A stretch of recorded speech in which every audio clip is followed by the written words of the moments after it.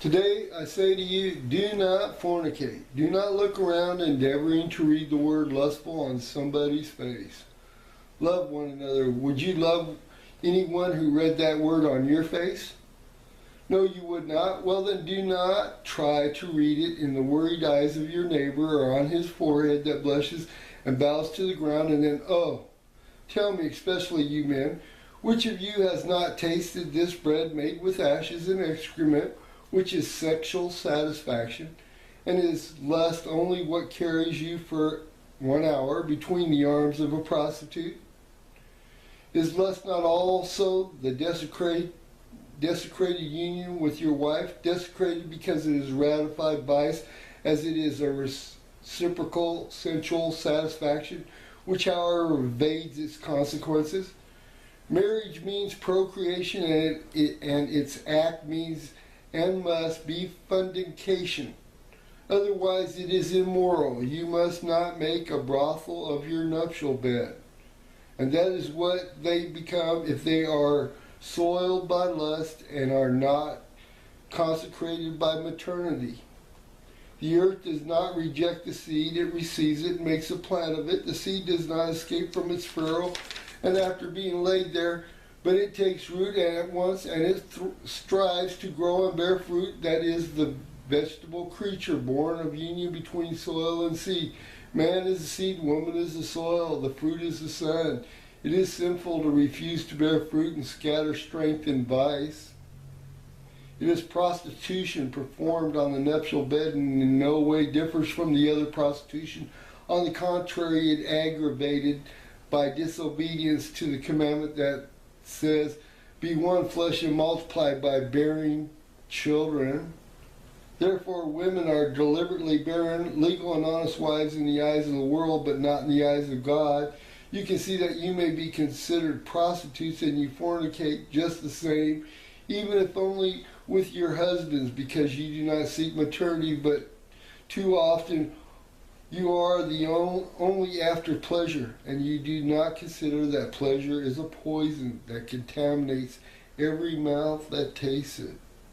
It burns with fire that seems to satisfy. Instead, it falls out of the fireplace and devours more and more insatiable, leaving a sour taste of ash on the tongue, as well as disgust and nausea and contempt both of oneself and the other partner in pleasure. Because when conscience revives, and it does revive between two heats, one can feel such contempt of oneself, being lowered below the level of beasts. You shall not fornicate, it is said. A great deal of carnal actions of men are fornication, and I do not take it into consideration the inconceivable obsessive union which Leviticus condemns with the following words: man, you must not lie with a man as with a woman, and you must not lie with an animal, you would thereby become unclean, and a woman will be likewise, and will not offer herself to an animal, because it would be a foul thing. But after mentioning the duty of a husband and a wife in marriage, which is no longer holy when it becomes a barren through malice, I am going to speak of the true and proper fornication between man and woman, performed out of reciprocal vice, or for the constant compensation in money or gifts. The human body is a magnificent temple that contains an altar. God should be on the altar, but God is not where there is corruption. Therefore, an impure body has a desecrated altar without God.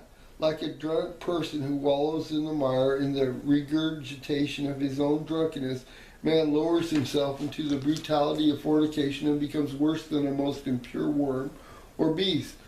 Tell me, if among you there is anyone who has perverted himself to the extent of dealing with his body as one deals in fodder and animals at the market, which benefit did he gain? Take your hearts in your hands and examine them, question them, listen to them, note their wounds, their pangs, and then tell me, was the fruit so sweet as to deserve such pain to a heart that was born pure, that you have compelled to live in an impure body, and to beat to give life, and heat to lust, to be worn out by vice? Tell me, are you so perverted that you would not sob secretly, hearing the voice of children calling mommy, or thinking of your mothers, you women of pleasure who have run away from home and have been driven out of them, so that the rotten fruit may not contaminate with its oozing rottenness the other good ones, thinking of your mothers who probably died broken-hearted, having to say, I have given birth to disgrace.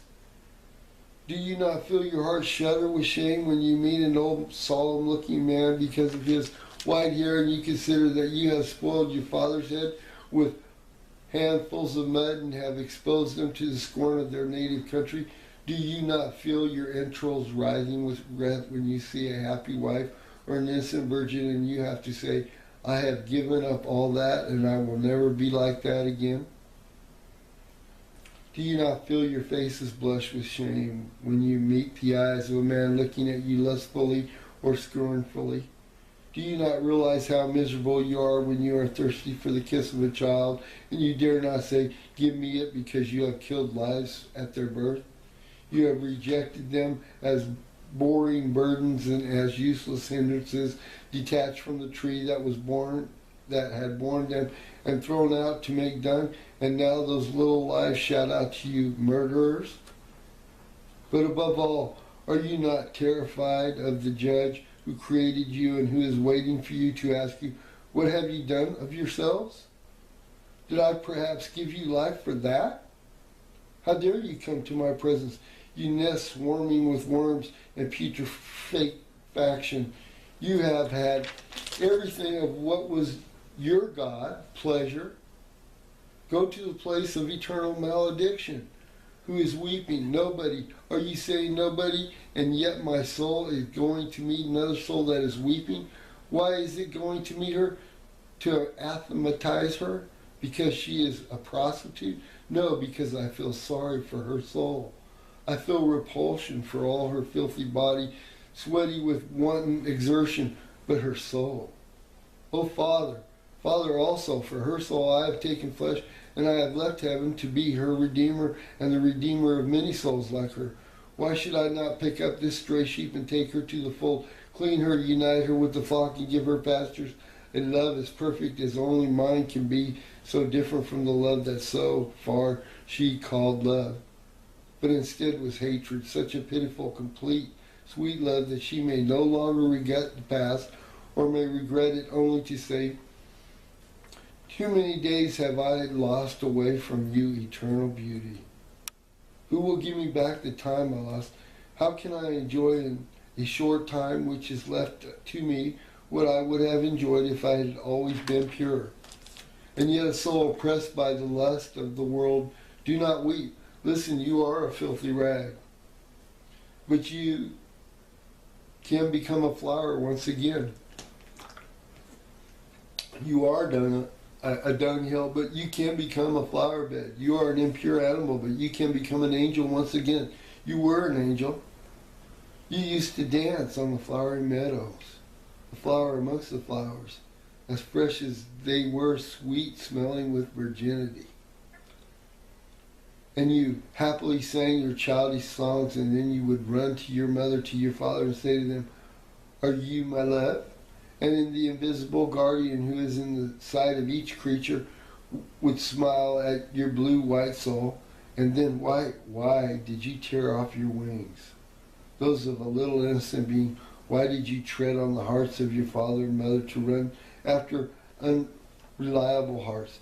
Why did you compel your pure voice to utter false sensual words? Why did you break the stem of the rose and desecrate yourself?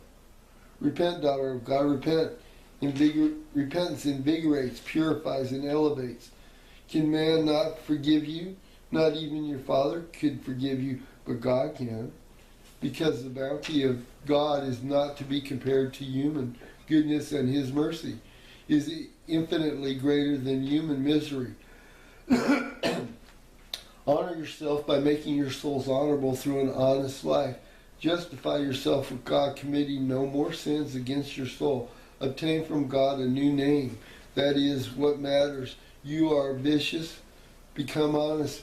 Become the sacrifice of the martyr of your heart to give pleasure to your flesh. Now make a martyr of your flesh to give eternal peace to your heart.